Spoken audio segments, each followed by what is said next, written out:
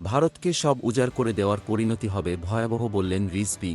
বিএনপির সিনিয়র যুগ্ম মহাসচিব অ্যাডভোকেট রুহুল কবির রিজভী বলেছেন, ভারতের সামরিক এবং বেসামরিক পরিবহনের জন্য বাংলাদেশের বুকের ওপর দিয়ে রেললাইন নেটওয়ার্ক তৈরি করার উদ্যোগ গ্রহণ করেছে ভারতীয় রেলওয়ে বোর্ড। এতে একটি স্বাধীন ও সার্বভৌমত্ব দেশের ইন্টেলিজেন্স ব্যবস্থা ভেঙে পড়বে। দেশের জনগণের ইচ্ছার বিরুদ্ধে বাংলাদেশের নতজানু সরকার যদি এই রেললাইন নেটওয়ার্ক বাস্তবায়ন করে, তাতে স্বাধীন বাংলাদেশের অস্তিত্বকে ক্রমাগতভাবে মিলিয়ে দেওয়া হবে। দখলদার সরকার জোর করে টিকে থাকার জন্য জাতীয় স্বাধীনতা ও সার্বভৌমত্ব বেচতে শুরু করেছে। যারা রক্তোন্মাদগ্রস্ত প্রায় প্রতিদিনই সীমান্তে আমাদের লোক হত্যা করছে, তাদেরকে সব উজাড় করে দেওয়ার পরিণতি হবে ভয়াবহ। মঙ্গলবার 18 জুন নয়াপল্টনে বিএনপির কেন্দ্রীয় কার্যালয়ে সংবাদ সম্মেলনে তিনি এসব কথা বলেন।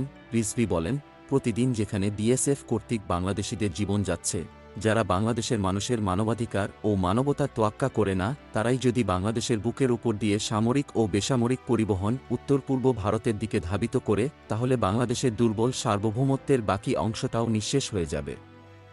বিএনপির সিনিয়র এ নেতা বলেন, ব্যাপক বেকারত্ব, চরম মূল্যস্ফীতি, জাতীয় রিজার্ভের ভয়াবহ পতন, কঠিন ডলার সংকট, বিপুল পরিমাণ খেলাপি ঋণ এবং ব্যাংকগুলো খালি হয়ে যাওয়া, জ্বালানির নিশ্চয়তা ছাড়া একের পর এক ভাড়াভিত্তিক বিদ্যুৎ উৎপাদন কেন্দ্র নির্মাণ, হাজার হাজার কোটি টাকার ভর্তুকি দেশের অর্থনীতির কোমর ভেঙে ফেলা হয়েছে। ব্যক্তিগত আয় ও জীবনযাত্রার মান দিন দিন প্রকট হচ্ছে।